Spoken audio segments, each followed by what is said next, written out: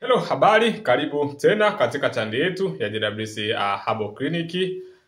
Naitwa Dr. Jimmy. Leo tutaongelea namna ya kuondokana namna ya kupunguza uzito ulioongezeka au namna ya kupunguza mwili, namna ya kupunguza kitambi, unajua changamoto hii ya kupunguza uzito, kila mtu kuna namna ambavyo anaita namna anavyoongea. Kuna mwingine anakuambia napunguza kitambi, napunguza uzito, napunguza mwili, lakini yote yale tupo kwenye namna ya kuchoma zile calories ili ziweze kutoka kwenye mwili wako, zile cholesterol. Lakini tunajua kwamba kuwa na uzito mkubwa unakuwa na madhara makubwa sana.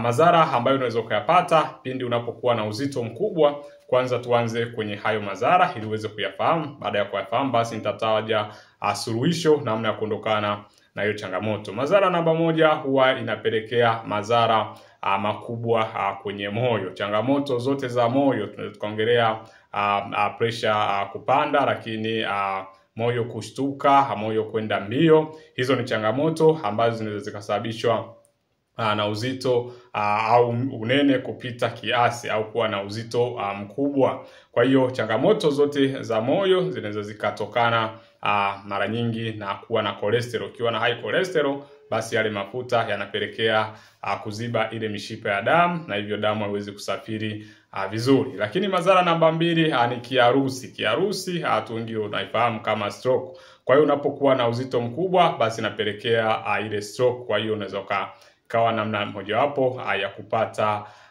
stroke. Unapokuwa damu inavyoshindwa kusafiri vizuri, inaposhindwa kuwa circulated katika mwili wako vizuri, basi itasababisha stroke au kiharusi kupatikana kwenye mwili wako. Lakini madhara mengine ambayo yanatokea kwa upande wa mwanaume, basi nguvu za kiume huwa zinapungua sababu ya yale mafuta, kwa sababu tunategemea kwamba ili uume wako uweze kusimama barabara, basi unahitaji kuwepo na blood circulation vizuri. Ndio maana chanzo kimoja wapo cha nguvu za kiume kuweza kupungua ni ile blood circulation kuweza kushindwa kuwa vizuri. Blood circulation yako inashindwa kuwa vizuri, basi pungufu wa nguvu za kiume zitatokea. Lakini kwenye video ambazo zimepita tumeshaelezea namna ya kuondokana na changamoto ya nguvu za kiume. Lakini pia kama hujapata kitabu kinaitwa Money Power, basi hakikisha unapata kitabu hiki. Hiki kitabu ni msaada mkubwa namna ya kuondokana na hiyo changamoto ya uzito au mwili kuwa na mwili mkubwa. Lakini madhara ambayo yapo mengine yanayosababishwa na uzito kupita kiasi ni bawasiri. Tunasema wale ambao wanapata uvimbe kwenye njia ya haja kubwa.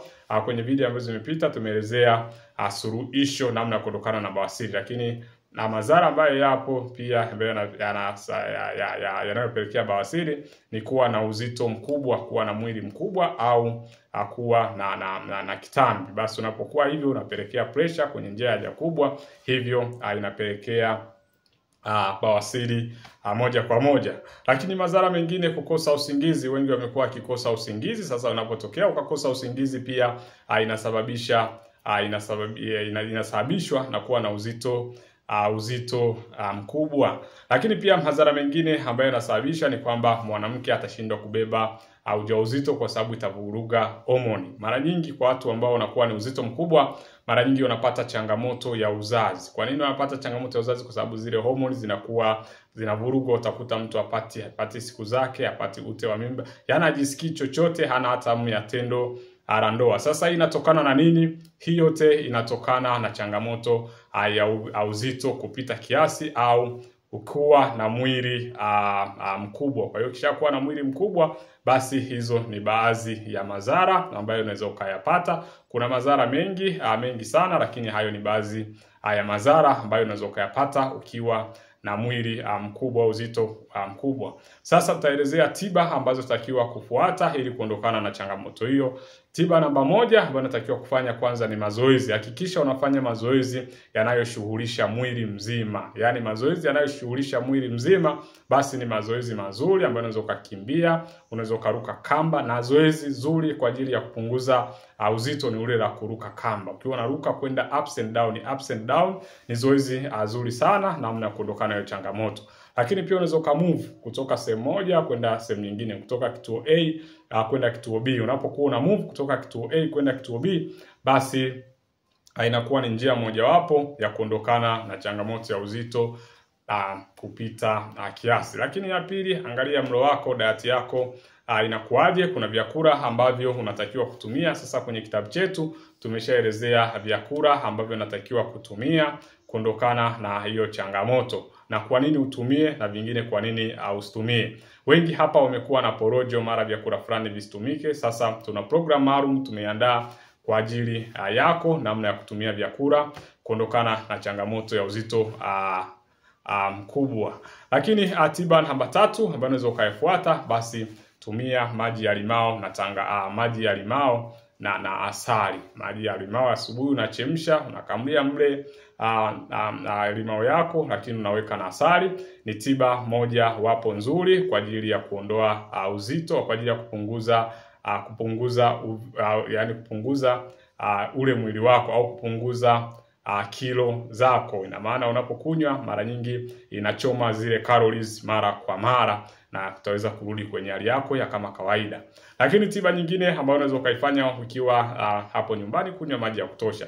Jamani, tunasema asilimia karibia 75 ya mwili wa binadamu ni maji. Unapokunywa maji, basi yanafanya ile blood circulation iweze kwenda vizuri, lakini pia yale maji yatakufanya yale maji yataweza kuondoa sumu mwilini, kwa sababu pia yanakuwa na bad cholesterol. Ukiwa na mafuta, ile bad cholesterol inasababisha uzito kuwa mkubwa. Kwa hiyo uzito kuwa mkubwa, basi na yenyewe yale maji yataondoa zile sumu mwilini.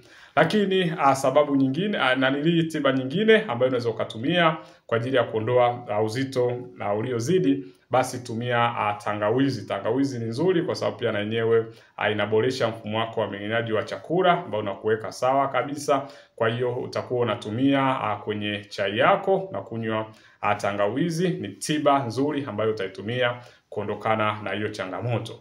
Lakini pia kuna mdalasini. Mdalasini tunasema huo unadhibiti sukari, lakini unarahisisha ile metabolism, na maana ili uweze kuondoa ile hali ya kuwa unapata njaa mara kwa mara. Kwa hiyo usipopata njaa mara kwa mara, lakini pia inadhibiti sukari. Ni tiba nzuri ambayo unatakiwa kuitumia ukiwa hapo nyumbani. Na maana mdalasini utakuwa na ule unga wake, utachanganya na tangawizi, unakoroga kwenye maji ya uvuguvugu, unakunywa asubuhi, unakunywa mchana, unakunywa jioni.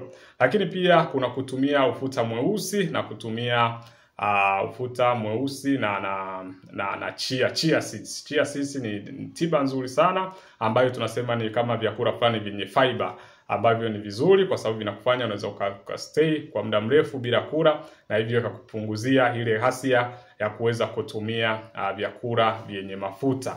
Lakini tiba nyingine unayotakiwa kuitumia ukiwa hapo nyumbani ni vitunguu saumu. Vitunguu saumu jamani, ni dawa moja nzuri sana. Dawa moja nzuri sana vitunguu saumu. Utakuwa na meza punje za vitunguu saumu 4 mara 3, 4 asubuhi, 4 mchana, 4 jioni. Fanya hivyo ndani ya siku 21, utakuwa umeondokana na hiyo changamoto. Kwa hiyo hizo ni baadhi ya tiba ambazo utakiwa kuzitumia ili kuweza kuondokana na changamoto ya uzito kupita au mwili kuwa mzito. Hizo ni tiba asili kabisa, unazitumia bila kukupa shida. Tuambie hapo chini wewe ni madhara gani umeyapata kutokana na uzito kupita kiasi, na tiba gani uliweza kuipata ili kuondokana na hiyo changamoto. Tunasema caring is sharing, sharing is caring. Kwa hiyo tushare hapo chini kwenye comment ili tuweze kusaidizana namna ya kuondokana na changamoto. Lakini pia nikukumbushe, kama una changamoto ambayo imekuwa ikikutesa na imekuwa ikikunyima usingizi, basi tupo hapa kwa ajili ya kukusaidia. Tupo hapa kwa ajili ya